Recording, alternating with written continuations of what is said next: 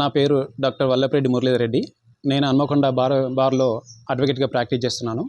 నాకు 2019లో మాదారం గ్రామం నుండి కర్క మహేందర్ రెడ్డి కరుణ దంపతులకు చిన్న కూతురు మాస్తో వివాహమైంది. పెళ్ళైన తర్వాత నా కొడుకు సంవత్సరంలోపడి పుట్టాడు.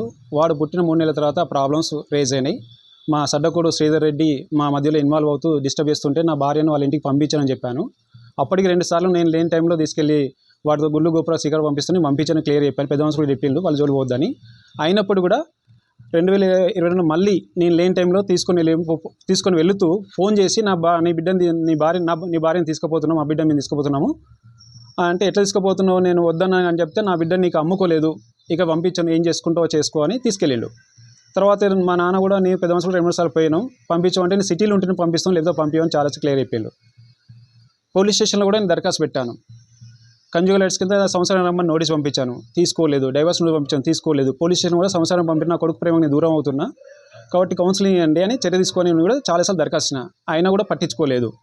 చివరికి ఆధారంలో పెళ్ళైనట్టుగా పెళ్లి కార్డు సృష్టించి మ్యారేజ్ సర్టిఫికేట్ ఇష్యూ చేస్తే గ్రామ పంచాయతీ కార్యదర్శి, అదేవిధంగా పెళ్ళి అయినట్టుగా ఆర్ఐ కూడా ధృవీకరిస్తాడు. మాధవైనట్టుగా ఆమెకు రెండో పెళ్లి అయితే మొదటి పెళ్ళైన హెల్త్ ఆఫీసర్ సర్టిఫికేట్ ఇస్తుంది. ఎంఆర్ఓ మ్యారేజ్ సర్టిఫికేట్ ఏం చూడకుండా, దాని ప్రొసీడింగ్ నెంబర్ కానీ సంతకాలు కానీ ఏం చూడకుండా ఫార్వర్డ్ చేసి ₹1,00,000 పైన కళ్యాణ లక్ష్మి వీళ్ళందరూ కలిసి తీసుకుంటారు. ఆ మ్యారేజ్ సర్టిఫికేట్ తీసుకొని అప్పటి నుంచి చీటీ కేసు ఫైల్ చేసి నా సంవత్సరం పంపించకుండా, మొదటి పెళ్లి కూడా సంవత్సరం పంపించకుండా 3 నెలలు విడాకులైనాయి. ఆయన దగ్గర 2 లక్షలు 8 లక్షలు వసూలు చేసిన తెలిసింది. ఇప్పుడు కూడా నా సంవత్సరం పంపించకుండా చీటింగ్ చేస్తున్నారు, ప్రభుత్వాన్ని మోసం చేసిన, చర్య తీసుకొని దరఖాస్తు పట్టించుకోరు. తర్వాత ఆర్టీ యాక్ట్ ద్వారా కమిషనర్ ఫైల్ చేస్తే అప్పుడు సమాచారం ఇస్తారు. ఈవెన్ అందులో కూడా క్లియర్ ఏమి ఇస్తారంటే, మాకు ఎంఆర్ఓ దగ్గర ఆధారం రాగానే, సర్టిఫికేట్ రాగానే చర్య తీసుకుంటాం, అరెస్ట్ చేస్తామని చెప్తారు.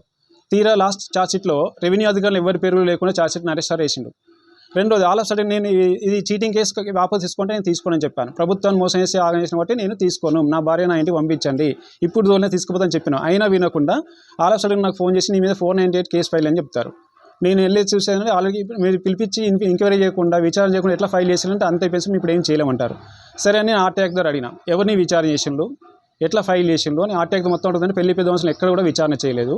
ప్లస్ మాకు ఎలాంటి కౌన్సిలింగ్ లేదు, సఖీ సెంటర్స్ కానీ, లీగల్ సెల్ కానీ, లేక ఏదైనా ఎక్కడో కౌన్సిలింగ్. అది కూడా 2 సంవత్సరాల తర్వాత నేను 20 లక్షల కట్నం అడిగి కొట్టేళ్ళగొట్టినట్టు పెడతారు. మీది ఆమె 2 సంవత్సరాల ముందు, అంటే 3 సంవత్సరాల ముందు నేను కొట్టేళ్ళగొట్టే ఆమె ఎక్కడ 100 డేలు లేదు, ధర్మస్థల పోలీస్ స్టేషన్ దరఖాస్తు ఇవ్వదు, అక్కడ రంగపల్లి కూడా ఇమీడియట్లీ 2 ఇయర్స్ తర్వాత నేను కొట్టేళ్ళినట్టుగా దరఖాస్తు ఇచ్చినట్టుగా వాళ్ళు ఫైల్ చేసిండు. ఇవన్నీ కూడా నరేష్ గారు ఆయన జ్యుడిషియల్ కాదు, ధర్మస్థల పోలీస్ స్టేషన్ పంపించాలి, లేక నారాయణ వచ్చి ఎంక్వైరీ చేయాలి. నారాయణ వచ్చిన ఎక్కడ ఎంక్వైరీ చేయాలి. నేను ఆర్టీ యాక్ట్ అంటే పెరవల రామరెడ్డిని అది ఎంక్వైరీ చేసినామని చెప్పిండు ఆర్టీ యాక్ట్ ద్వారా. సో అదే విషయాన్ని పెరవల రామరెడ్డిని ఏం చేశానంటే పిలిచి అడిగాను. ఆయన ఏమన్నాడంటే, నేను పోలీసులు ఎవరు నారాయణ రాలేదు, నన్ను కలవలేదని మన పోలీస్ స్టేషన్కి వెళ్ళి కూడా క్లియర్ చెప్పిండు.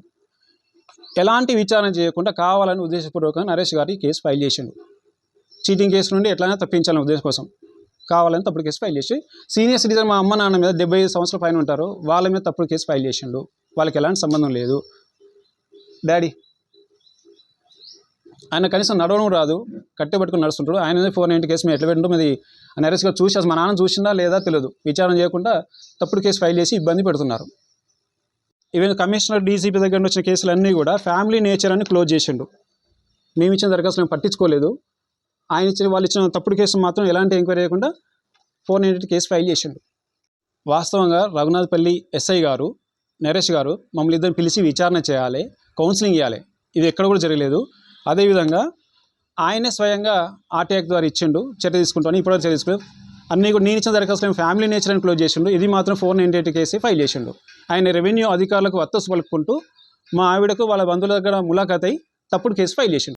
నేను డీజీపీ గారికి కూడా రిజిస్టర్ పోస్ట్ చేశాను. తర్వాత ఆర్టీ యాక్ట్ కూడా అడిగాను. ఆర్టీ యాక్ట్లో ఏసీబీ స్టేషన్ గన్పూర్ నుండి కానీ సిపి దగ్గర మాకు ఎలాంటి సమాచారం వాళ్ళు ఇచ్చారు. అదే ఏసీపీ గన్పూర్ గారిని కూడా కలిశాను. ఆయన ఏమంటుంటే, ఆమె సంవత్సరం రానప్పుడు విడాకులు తీసుకో అంటుంది తప్ప నరేష్ మీద ఏం చర్య తీసుకున్నా ఇవ్వట్లేదు.